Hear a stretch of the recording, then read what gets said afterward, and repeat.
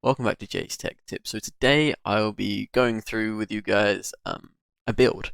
So it's a PC build, something that I've recently, I say recent because when I bought the new camera, the 4K one, the one that's, you know, did this, and it's really high in detail, and those are the pictures which I will go. It's just gonna be that's gonna be a video on its own, which I'm trying to get done, but because the GPU I have running 4K is a tragedy. Like scrubbing through it, the GPU will just die, and high-end images when it tries to render them, oh my god, the CPU max out, and the memory as well. It just goes like in the orange stages of things, like 58%. Um, like I can show you guys quickly. So Streamlabs is currently um, got the CPU quite high, which isn't great. What I might be able to do. But yeah, you can see the percentage is about 30%. The memory is at constant 5.8 in use. Must be the Streamlabs. Yeah, I didn't realize it had this much toll. And using 30%. My god. There we go. 100% of my GPU is being used just by scrubbing through 4K footage. Now, this supports it, so if I played the 4K footage, not put any sound on otherwise. So I can play it, and it won't really utilize the GPU that intensely. So, that's all well and good. It will go up by 10, 20% maybe. But other than that, it will be fine. The CPU doesn't really do much in terms of that. It goes up a little bit, but not a lot. Memory will go up a bit. But, everything else kind of stays the same. So that's just one aspect of things that it might not necessarily be a good idea to keep doing that, you know what I mean? Keep using 4K footage on the GPU that's not really meant for 4K. Like gaming at 4K would do that same thing, and scrubbing through 4K footage and editing 4K, it's just a nightmare. The other thing is the images. So with the high-end camera, let's just do that. Put that there. Let's go view. So currently the CPU, it already takes a massive hit just by opening up the software from Sony, which isn't great. So let's go to field test. Alright, here we go. And let's just open this up in edit. So this is just a JPEG file because I got rid of the RAW, but as you saw that it spiked to 75% of a JPEG, a high-end JPEG file. Now the reason I deleted all the files was because it just kept like they're 80 megabyte files, something around there. So I had like 20 shots, and that's already a few hundred megabytes of data that's just being wasted on it standing still. So that's why I got rid of them. But you could see that it spiked to 75 just by opening up a JPEG.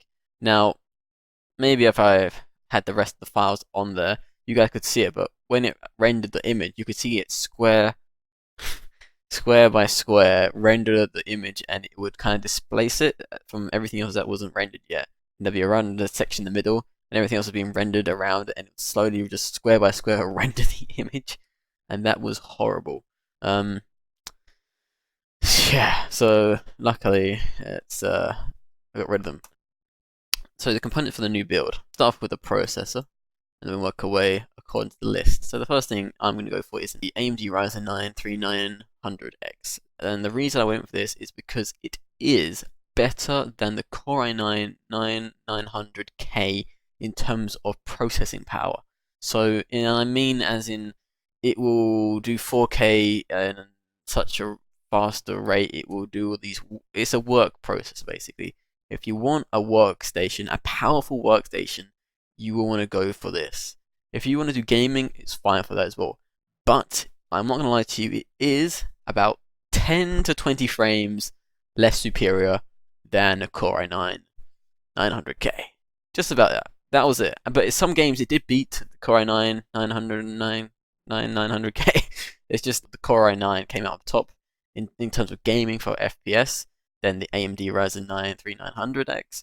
But the Ryzen 9 3950X just dominated the entire market of what I saw for the benchmarks and all the other scores. But that is £700, And what we're talking about here is the price point of them all being on par. So if I just open up a new tab, and that is about the same price new as the AMD Ryzen 9 3900X.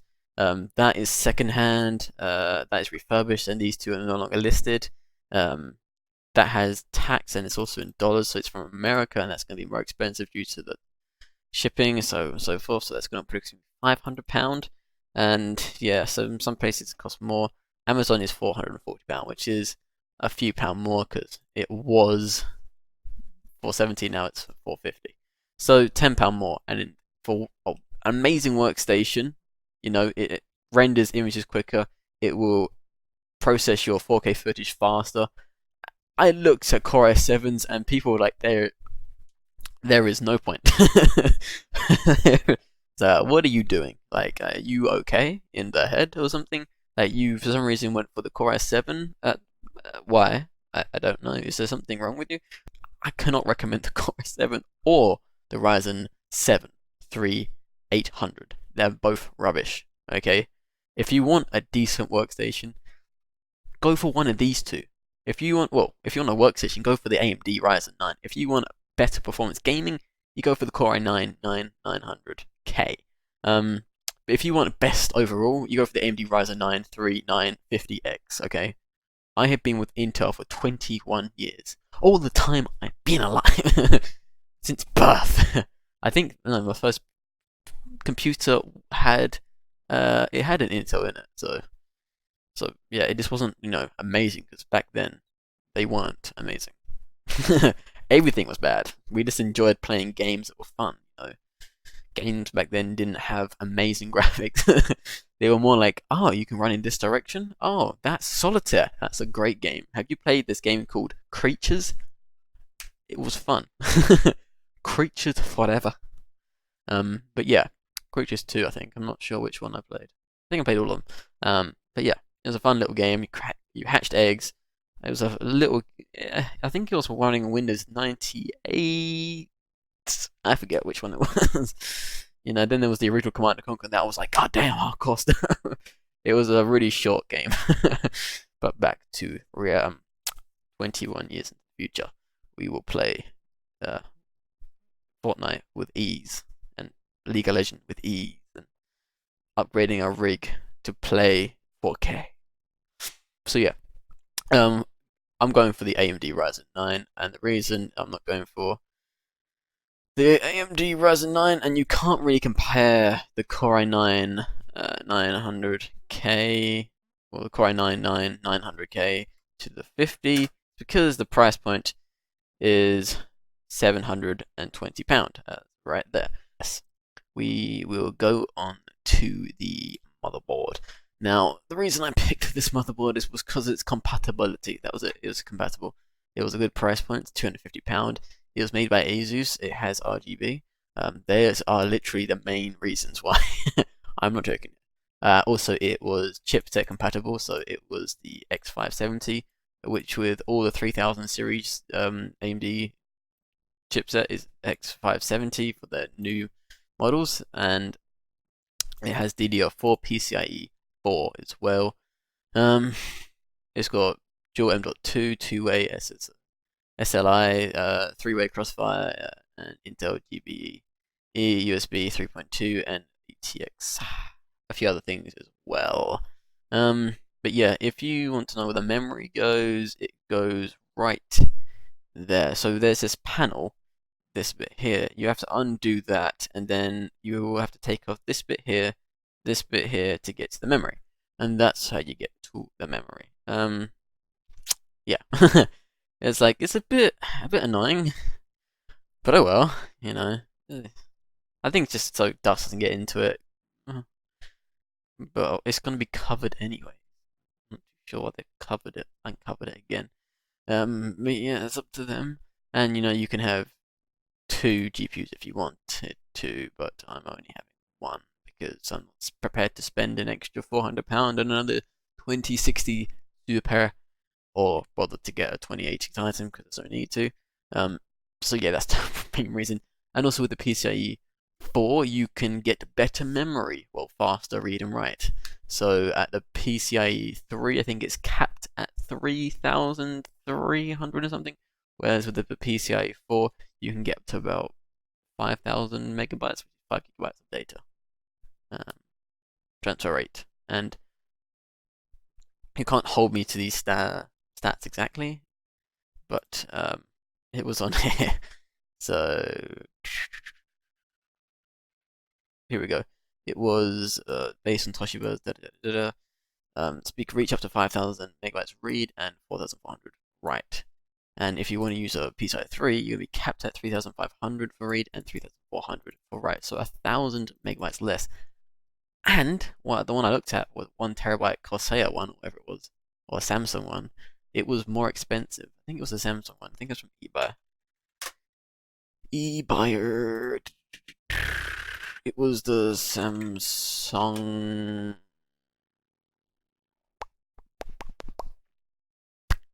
I think it might be an A60. It was. Excuse me.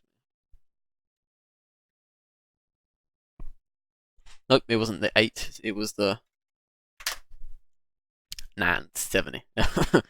There we go. So for the PCIe 3, as you can see there, PCIe 3, it was only 3,500 read and 3,300 write, but that was at a £200 cost. Remember, this is the 1 terabyte one I'm going for, not the 5 gigabyte one, just so you guys aren't confused. We're like, but that one's cheaper, and that one's cheaper. That is half of that, but it's £67, and it's even half the cost. You're like, what?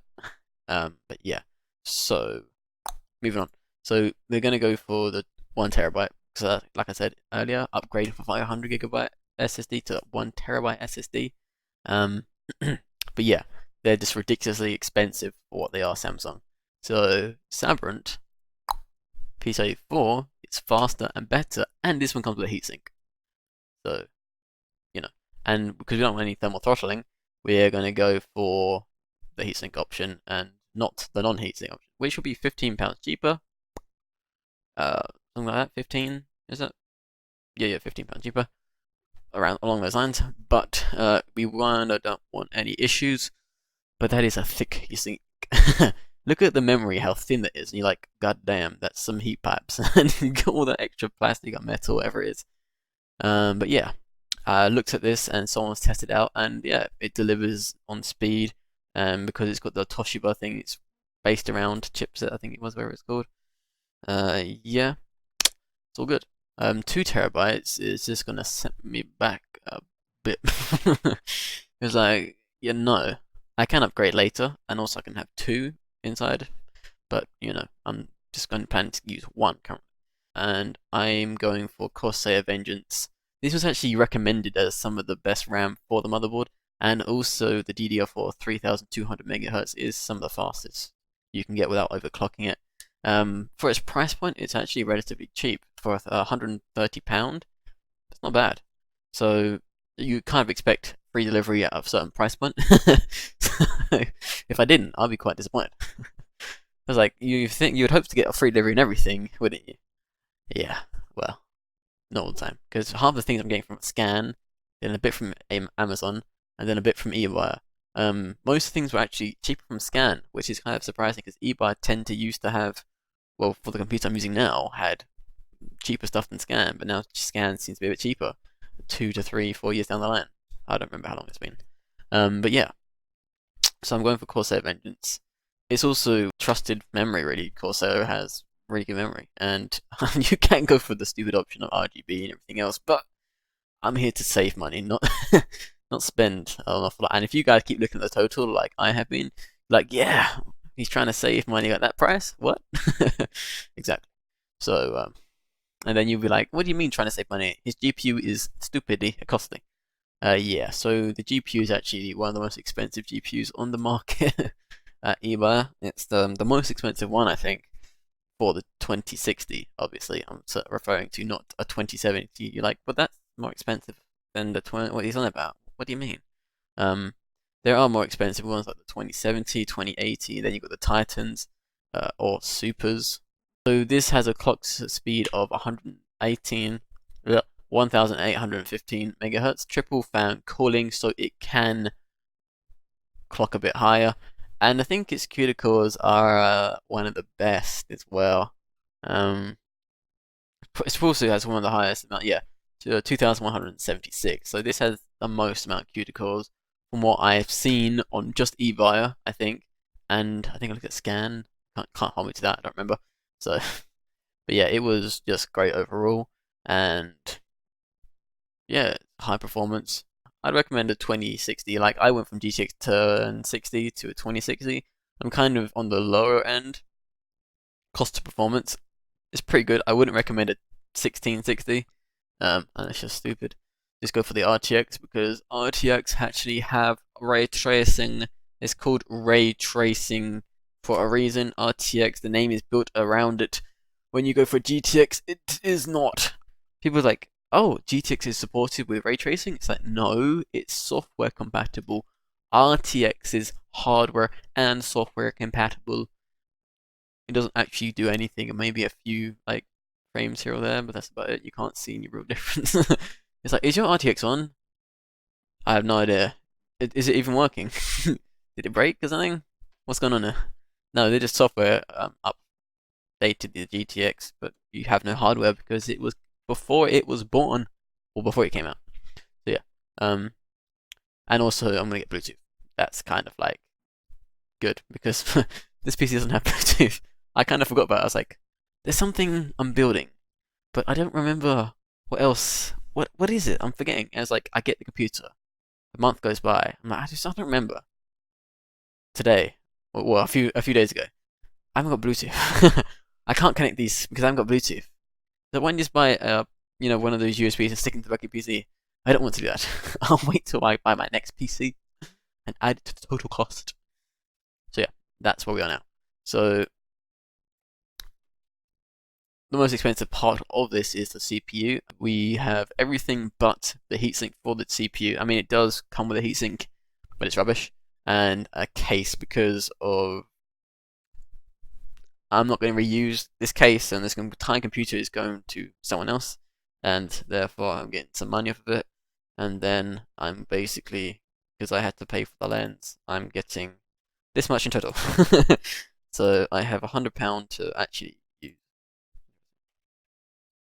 £100, and so that's 1,318.63p. That's minus that is that. So I have to come up with well, actually it's going to be 400 anyways because the case is going to cost me some money, the heating cost me some money, so it's going to probably cost me about 1,500 in total. I'm going to reuse the power supply and the Wi-Fi card, and the motherboard doesn't have a Wi-Fi on it, so I'm going to reuse the Wi-Fi card because it's pretty new. It's pretty decent, and well, not amazing. Just don't really want to expend extra cost is all. Also, there's Windows 10 I might have to get as well, unless I can find a way to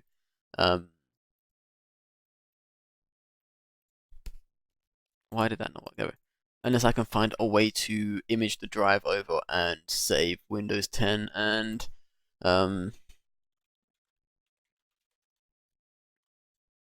the mic. Oh my god, Microsoft. Yeah, that's it. Microsoft Excel spreadsheet, Word. You know, the entire package. So I've got to think about those added costs as well. So, because when you image a drive over, you don't image Windows 10 because I don't have a license key for it because it was Windows 7 to begin with, then updated to Windows 10, and I don't have the license key for Windows 7 either from the PC. I don't know where it's gone. So yeah, those might have to get a few things that might add up to the total cost of 1,500. Therefore, I'm still going to need that much. I think you can get relatively cheap. I'm going to say cheap. I want to say about £40. So £40 there, £50 here. Actually, they doesn't like the pound signs when you add that to the total cost. It just doesn't recognize it, won't add it on. Weird. I remember it doing it before, but doesn't want to work on my one. And a case would probably be about £50 cheapest. Windows 10 is about, I think I saw it for £25, and this is about £15. So £1,550. But it's a leeway of £100 here or there, so £50 here or there. So total cost, but I'm also reusing, the power supply and the Wi-Fi card. But I might reuse the 500 GB SSD because it is the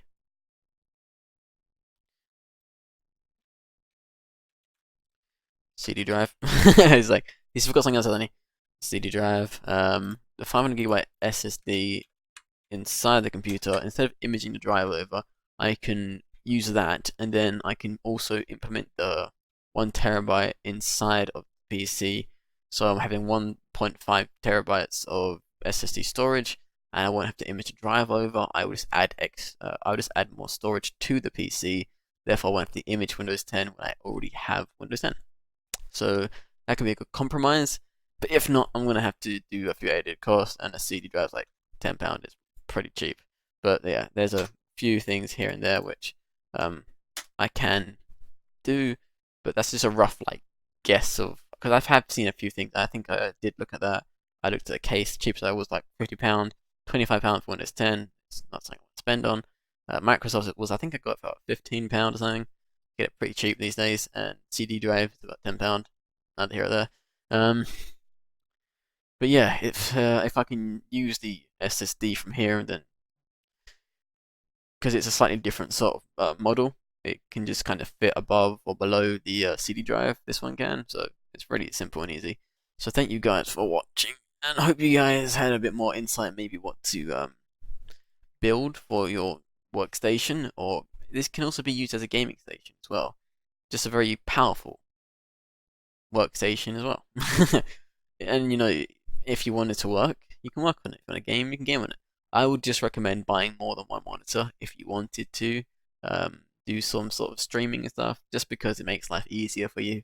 That much I do know. When I bought this webcam off the guy, he is a streamer. He has 20,000 followers, and he had 3 monitors. That is a good setup. I have one, but he did have 2 PCs, one for streaming and one for something else. Don't know. But yeah, he had 2 computers and 3 monitors. So I can, with my new setup, have probably 3 monitors, but 2 is good enough anyways. Yeah, but I have to do 4K. That's the only issue. So it would be another extra £400. So yeah, thank you guys for watching, and I will see you guys next time. So hopefully you might have got a bit more updated, more aware of what to buy, what to build. Maybe you got more insight. I don't know. Whatever you want to take away from this is whatever you want to take away from this. Goodbye.